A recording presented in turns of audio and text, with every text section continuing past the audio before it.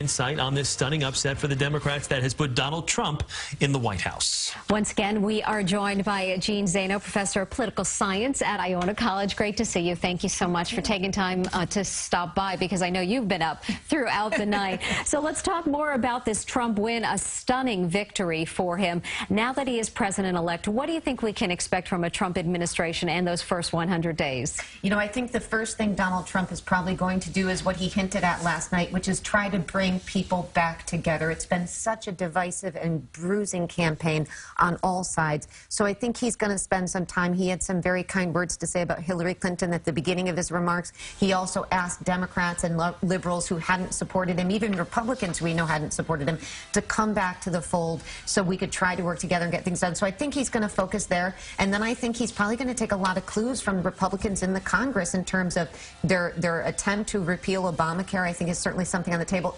Immigration reform certainly might be something he'll tackle. And also I think he's going to be dealing a lot with some foreign policy issues. You were mentioning before, we've already heard Putin has come out and made some statements as well. So he's got a lot on his plate as he goes in. And of course, this is a huge change from what we've had for the last 8 years with President Obama. So with that being said, more of a conciliatory tone last night with his speech after declaring victory. Some of the talk during the campaign, though, of course, about deporting Muslims, building a wall on Mexico. Mexico will pay for that wall, draining the swamp. Talk of that nature. Do you think he continues down that path, or does he pull back a little bit more?